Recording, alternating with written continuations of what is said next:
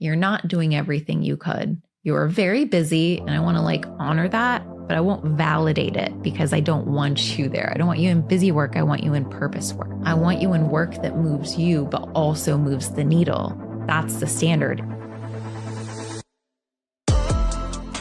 The world has taught us some of the most fundamentally useless ways of thinking about success that actually go against our biology when it comes to achievement and happiness, success and peace.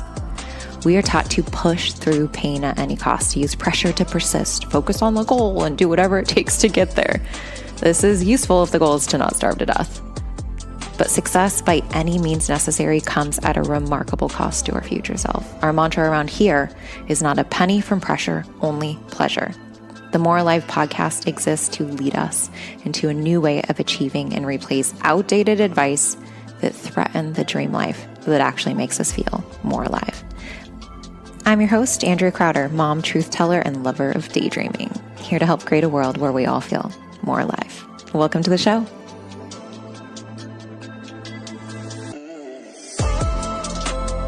Welcome back to the More Alive podcast. I'm your host, Andrea Crowder. Today we're going to talk about the bane of every entrepreneur's existence, which is plateaus. We don't want to say it too loud because it's either something that we greatly fear or it's something that we're in, and it has become the most frustrating thing that we could possibly experience. And the first thing that we need to start off with when it comes to a plateau is the great lie, the great lie that most of us don't know that we're actually telling.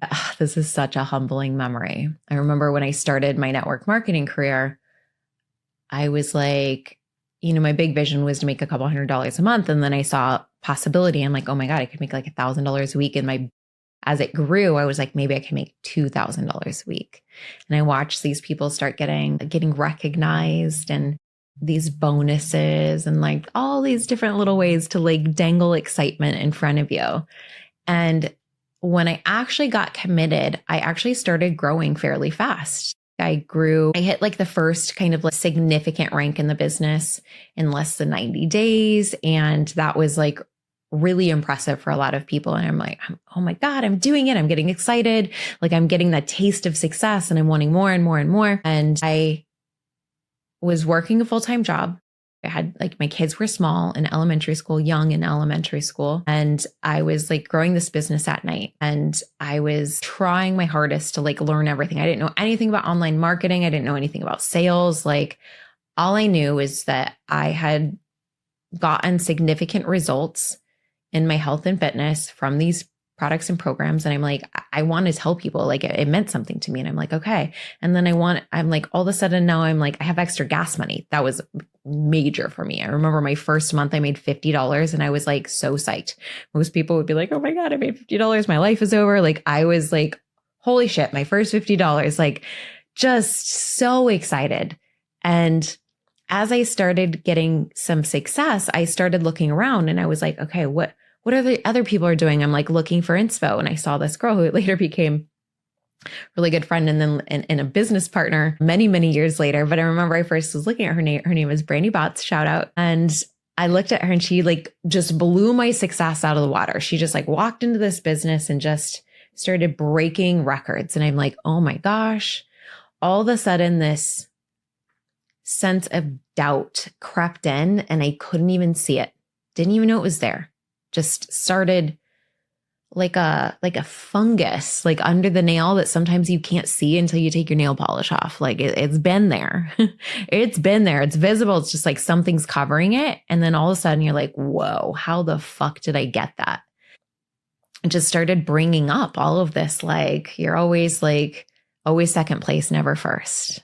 Just you're good, but you'll never be great. God, that fucking belief just kept going through my mind for year after year. And I was I had this vision. I'm okay, I'm going to quit my job in the first year. I'm going to make $1,000 a week by the end of this year. And I maybe made $14,000 for the whole year or something like that. I can't remember.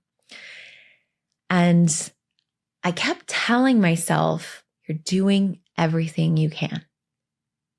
And I believed that because of how busy I was.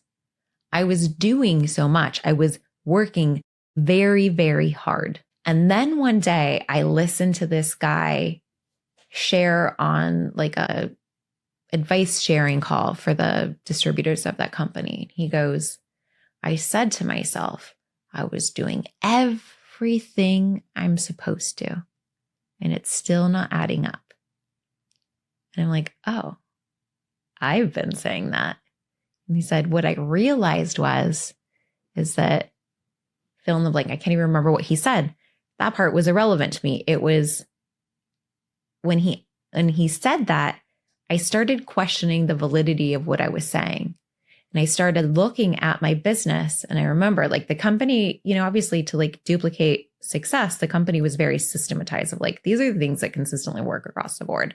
If you do these 4 things, your business will be successful at some point. And I was doing all 4 of them. And I was also very busy.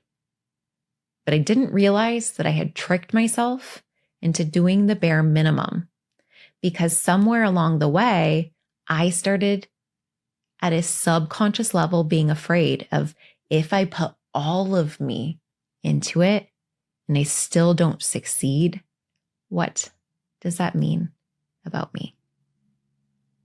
If I give it my everything and I fail, what does that mean about me? So then at the beginning, I'm like believing that I'm giving it my everything because of the amount of time I was spending, because of how tired I was, because of my preoccupation of all of it. It was like all consuming, like constant preoccupation of like how, why, where, like constantly thinking and thinking and thinking, not realizing this critical mistake that a lot of entrepreneurs make. And we make it during different seasons, which is I stopped doing the things that actually started growing my business fast.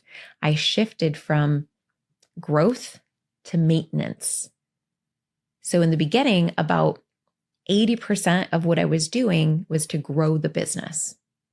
20% of what I was doing was to maintain the clients that I already had. So I had to negotiate the finite amount of energy and time that I had, those 2 things, and it was working. But the second that doubt started to creep in, remember, it was like that silent fungus that I never knew was there. It started shifting my behavior at such a deep subconscious level that I couldn't recognize it, because I felt so exhausted and so committed to showing up.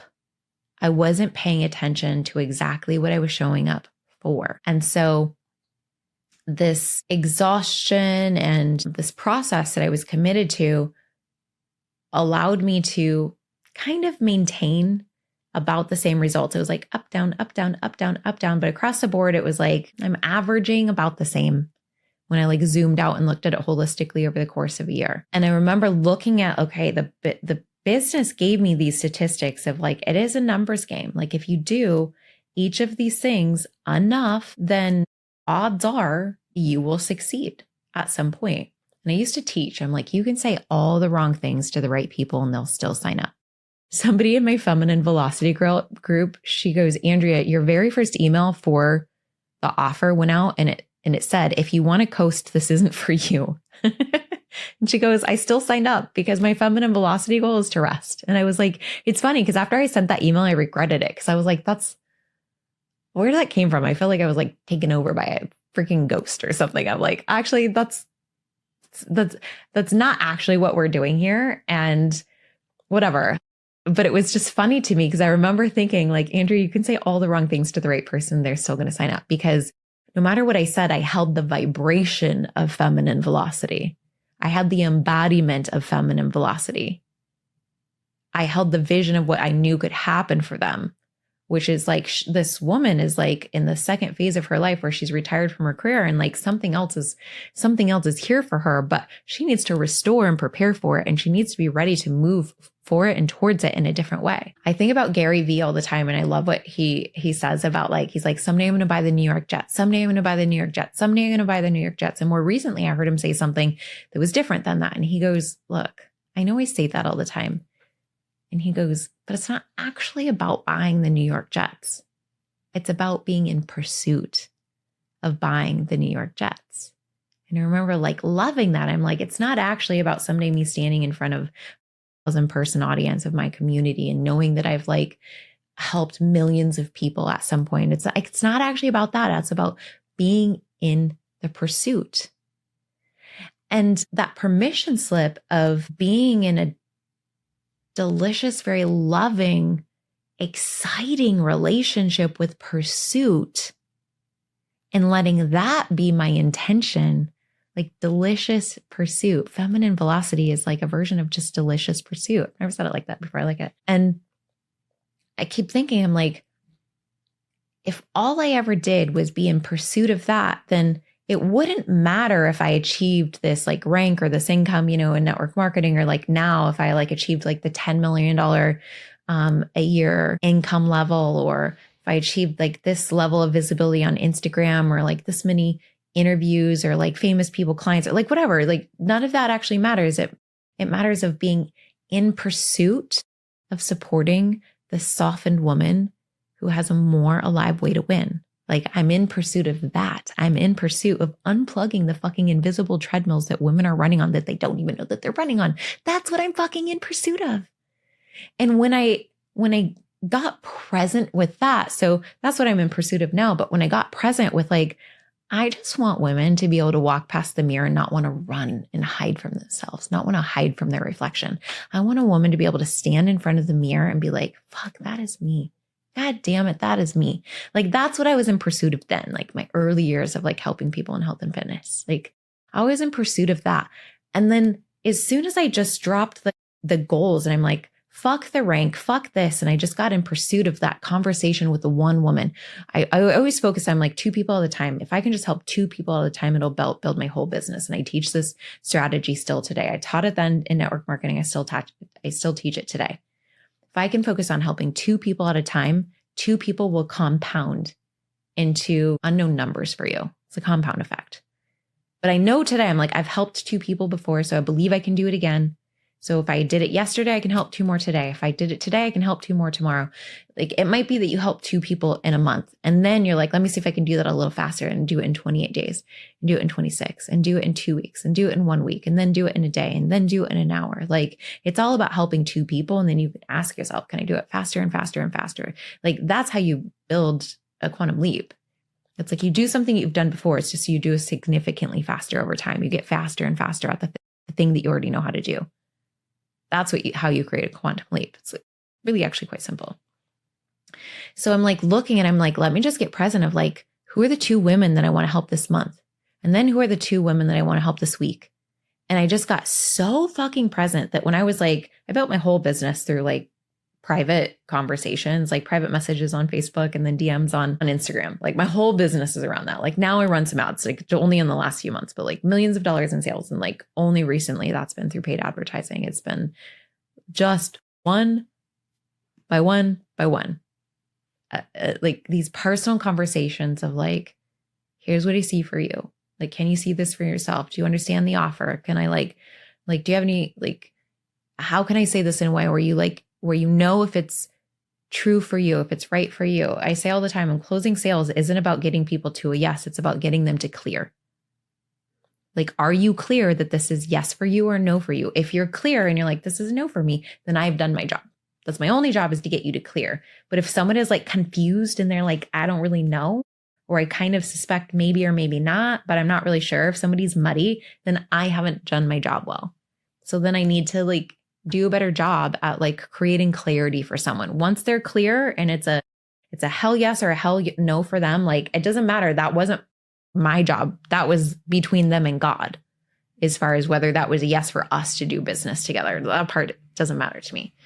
But it was focused on like those 2 people at a time. As soon as I got condensed and I got back into the process of like, I just want to be in pursuit of having that, like, I could see the messages come through of like, holy fuck, my husband and I are having sex again. Oops, got pregnant. See you again in 9 months. Like, so that shit happened all the time. Women all of a sudden they like felt hot and they got pregnant again. Many people have babies many babies have lives that they can thank to me. I don't think I said that right, but like you guys get my point. I'm saying that obviously very facetiously, but it's so sweet to think about like, those messages of like, I feel like me again.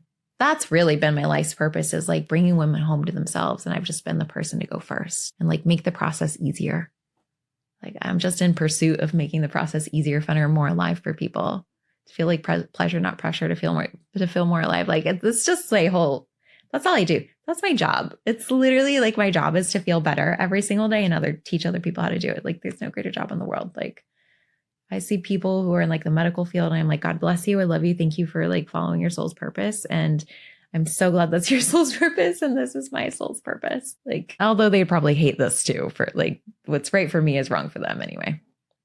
So I'm thinking, I'm like, okay, I look back at that moment, and the second that I got refocused on like being in pursuit and not needing it to be an outcome, the doubt started melting away. I'm like, well, what do I need doubt for? Because it's just about like me having these conversations and getting people to clear and like helping them understand whether this is for them or not. And once I did that, I started doing more of it and my numbers started skyrocketing. In my third year in business, my third year in business, I got up to like number 17 in the entire company out of, I think there was like hundreds of thousands of distributors at this point. I can't remember, like nobody quote me on that number, but like I was in the top 2% of the company. Not because I was more special than anyone else, not because I had a better background or a degree or like none of that. You guys know, like I am shit except for hunger. And I was willing. I was just willing. I was willing to keep asking questions. I was willing to be wrong. I was willing to zoom out and like get perspective. I was willing to fuck it up and be wrong. Told my daughter this morning, I'm like, business is 98% getting it wrong, but the 2% are fucking home runs and they carry everything else. Like you can get so much of it wrong, but those 2%, when they're home runs, they carry all of it. They carry all of it. Like you do not have to bat 100 at this. But I've gone through many times in my career where I've had these plateaus and that fucking fungus gets under the nails again and I don't see it. And then when I look back, like it's even happened to me in the last like few months, I'm like, oh, we've kind of been at that like same point for a few months. And then it hit me and I'm like, oh my God, the critical things like network marketing gave me a 4-step process. I built my own 4-step process. This is the thing I teach in Feminine Velocity. We're going to do another group in September. If you're like, I want to know this 4 process. I want to do this with you, Andrea. I'm tired of the energy of the fucking plateau. We will open another live group. Like we're going to all do it together again. So link below, you guys will be able to grab your spot for that if you want to do that with us in September. But like, I just got back to the basics and I'm like, I stopped doing the things that work. Every time, you guys, like there's no magic secret. It's not like, oh my God, this formula funnel. It's not like I figured out like the secret to ads. Like you staying focused on growing the business and having a legitimate process that works for you. My 4-step process works for me. My 4-step process works for the women that it works for. Like it's duplicable. It's something that like focuses on like the human emotion and your like human behavior. And it like works with your energy, not against your energy. Like it fucking works, but it doesn't matter. Like come up with your own process of like, look, you already know what your process is. Look back at the history in which you've won. The evidence already exists. You don't have to hold the faith through the next season of growth. You already have evidence. And if this is your first time being in business or this is all brand new to you, you have evidence somewhere else that can apply to here. Every time you have if you've been living on this life long enough, if you are 18 or longer, you have evidence where something has worked for you and something hasn't. Look at what's worked for you. Look at where you've actually been able to build sustainable growth in some area of your life, dissect it, find the pattern and apply it somewhere else.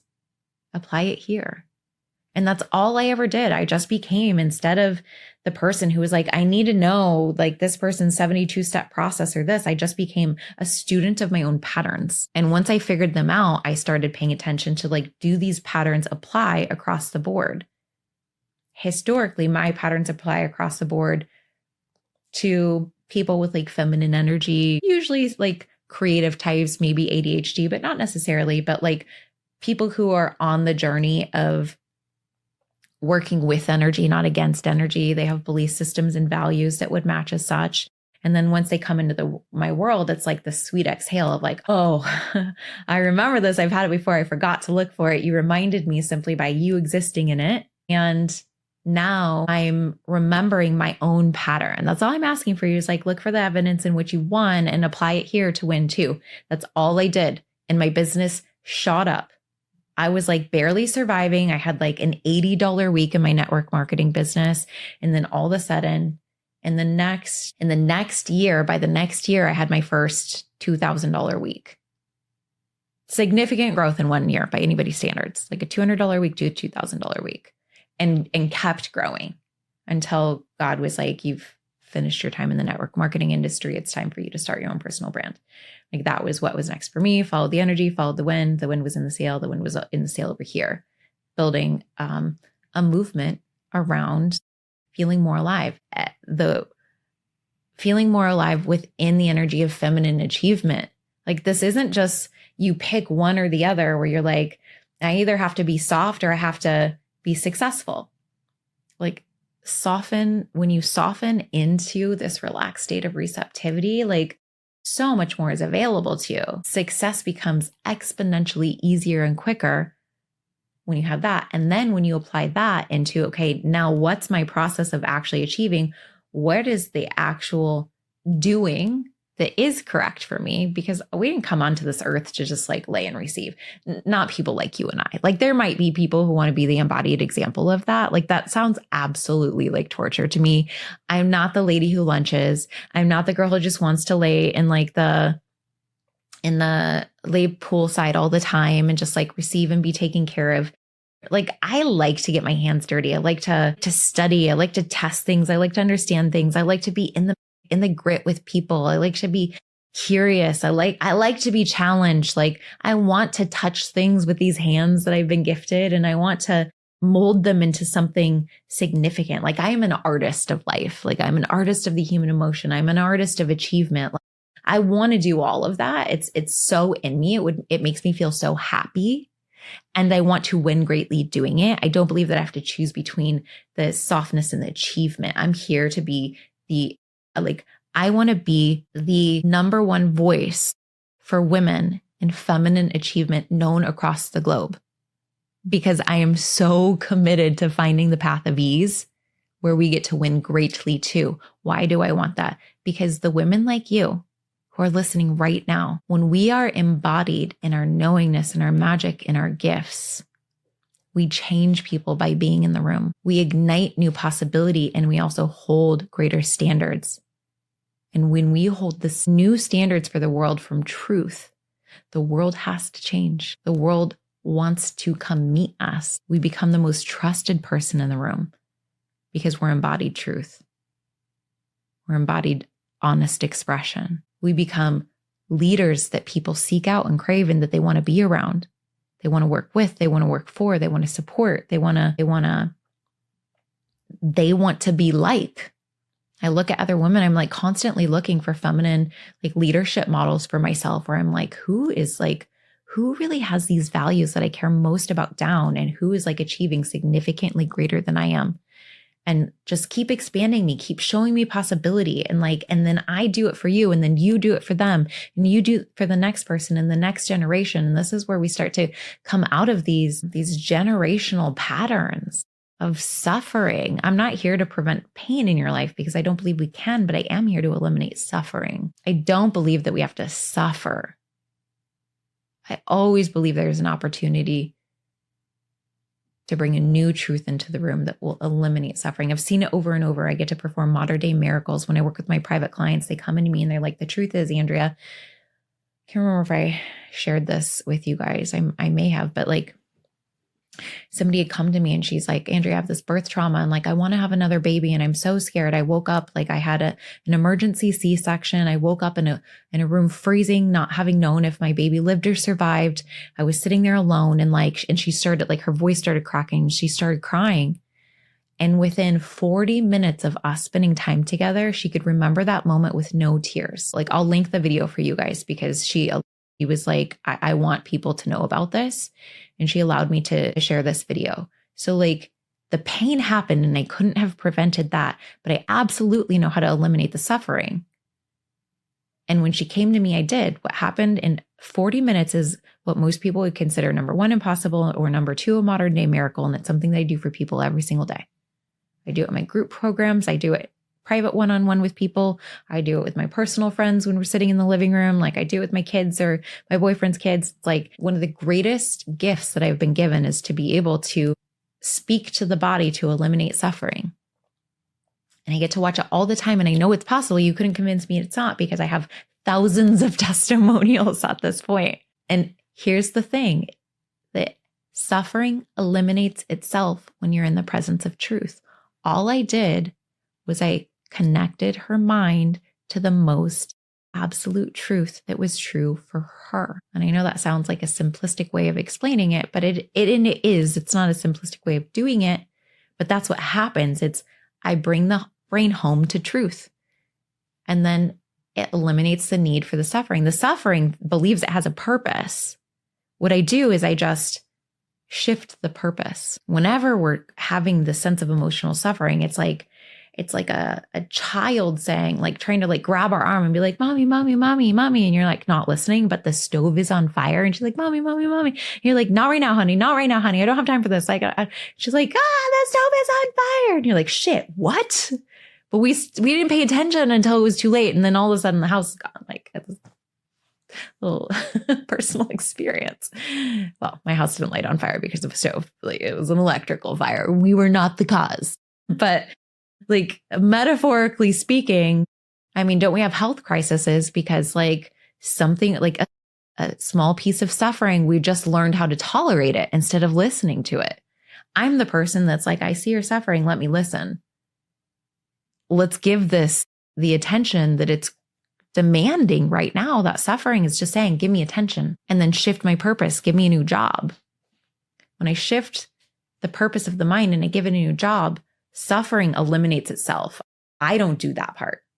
It's just the natural byproduct that I get to be like, I'm gifted with getting to witness. So all that to say, you guys know I love to go on a big tangent, because there is this ache in your heart, but there's also lies that have occurred that have snuck up on you that I suspect none of you, if you've been in a little bit of a slump, a little bit of a lull for a while, or even a short while, that maybe you've not been able to see, which is you're not doing everything you could. You're very busy, and I want to like honor that, but I won't validate it because I don't want you there. I don't want you in busy work. I want you in purpose work. I want you in work that moves you, but also moves the needle. That's the standard, is what moves me, but also moves the needle. Needle moving as leaders, as women who are going to lead this movement with me.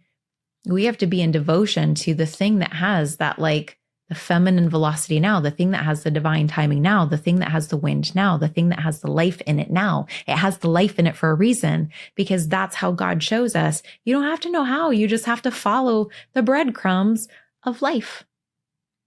It's going to feel satisfying and exciting and good and interesting to you. And like, you will be greatly rewarded by following this path. And I will not burden you with all of the future because you don't need to hold it.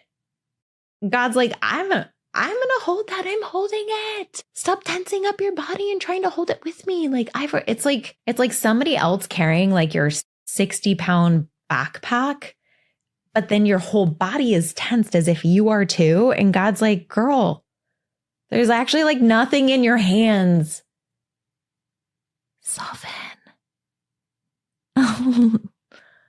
Let me hold it.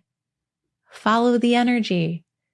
Where is it? Like how many different ways have I said this over the years? Like, what's the thing that's energy rich? What's the thing that's more alive? What's the thing that would feel good to have done? What's the thing that has wind now? What's it like? I don't know. I've said it so many ways. I'm never going to stop. I'll always find another, because somebody else needs to hear it differently. And I hope that that's you today. But like, just because you're busy doesn't mean you're doing the thing that moves the needle. And the thing that there is a thing that will move the needle for you that also has the wind. Your job is to find it. And your job is to be in devotion to it. That is how you get to be 80 and looking back and you're like, I am the most alive I've ever been today. Because you're just filled with the richness of story and experience and pursuit. The delicious reward of pursuit, of the pursuit of the thing that's true for you. Not what your mom was praying for you, wanting to be like a doctor, a nurse, or a lawyer, or like whatever, like not what like your dead grandpa wanted for you. It was like the wish that he shared with you on his like right before his last breath, like none of that shit. One of the greatest things that I could possibly be in pursuit of in my life is to just stay in pursuit of all of me. When I have all of me, I am strong, I am powerful, I can move not just myself, but I can move others. And the women, the true leaders in this world are the people who not only know how to move themselves, but they know how to move many. And the way that you move many is by keeping your posture strong and by knowing your power, by eliminating any fragments of doubt that could possibly fucking taking you out of it. That is the thing that you could be in the greatest pursuit of, being in pursuit of all of you, staying in every room that you're in and not being willing to walk in if you can't bring all of you with, not being willing to stay in a relationship if all of you can't be there, a relationship with the business, a relationship with a person, a relationship with a food, with anything that you're in a relationship with. If you can't bring all of you, it wasn't ever for you.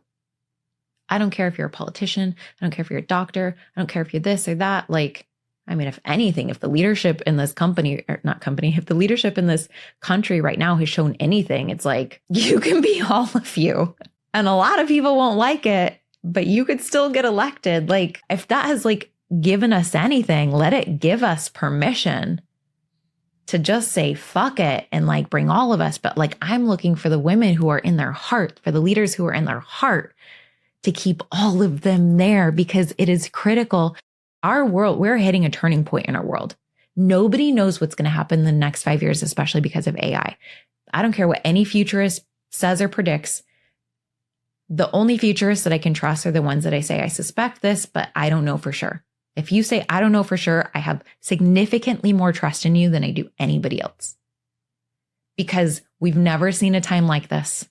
We don't know what's coming. We don't know what's possible. The possibility and speed is becoming greater and greater and greater with every second. It's moving at a speed that we've never seen in the history of all human existence and the history of Earth. And we are going to need honest, authentic, true, embodied, feminine, masculine, connected leaders to help us, to help show us our new way of living that will dramatically change in the next 5 to 10 years. What a time to be alive. I'm honestly excited.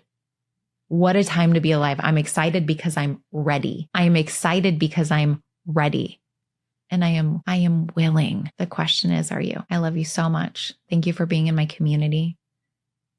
If you guys are interested or curious about the Feminine Velocity group, just click the link below. Send my team an email.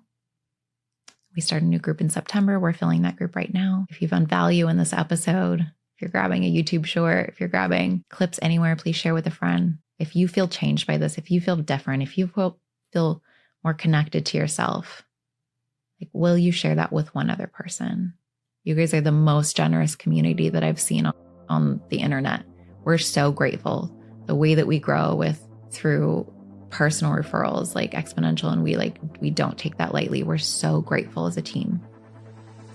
But like, we're just getting started. We're ready to lead. We're willing to lead. And we thank you for sharing our brand and this message with other people. Please drop a comment, leave us a review. And also don't forget that just below, you guys can click a link, you can leave a voicemail, you can ask a question, and we could create a future episode just for you. We love you. Thank you. And thank you for being a part of the More Life community. And that's a wrap on today's episode of More Live. But you already know the conversation doesn't end here. In fact, if you check the show notes, you will see that there's a link where you can essentially leave us a voicemail. You can comment on today's episode, tell us what was your mic drop moment, and you can also ask questions. Your audio might be featured on a future More Live episode. So also, if something in today's episode really hit home with you, share it. Think about somebody who might need to hear that. And you guys already know, I love chatting with you guys in the DMs. So come over to Instagram, slide into my DMs and tell me what hit hardest today. I want to hear from you. And if you want to keep this energy going, you already know, let's make this official. Subscribe, leave a review, and let's turn this shit into a movement, because you know, the more alive you feel, the more alive the world becomes.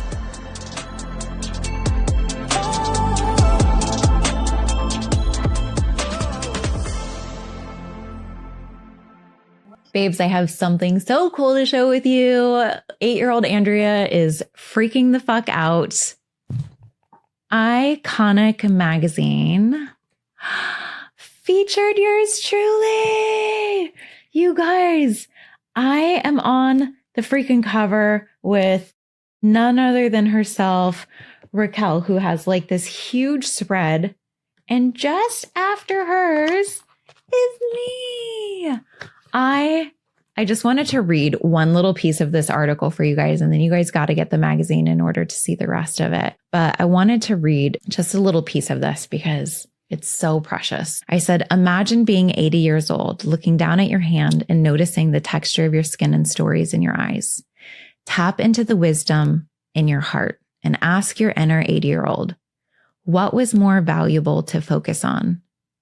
Worthiness or interest? With your youth behind you and a lifetime of evidence to back it up, your 80-year-old self has some valuable advice, a warm reality check about what really matters in the end, because someday we will have more memories behind us than adventures ahead. And in those moments, we'll want to know that we truly focused on what matters. We'll want to know that we went all in on our dreams. We'll realize that the only true judge of worth is our future self, measuring how we valued our time and our choices. And next time you're hesitating, ask yourself, am I interested enough to go all in? And if the answer is yes, trust that everything else will figure itself out, because the truth is you don't need to be worthy. You just need to care enough to start. Your future self is cheering you on. And so am I. Thank you so much, Iconic, for featuring me, for featuring my voice, and for featuring this movement.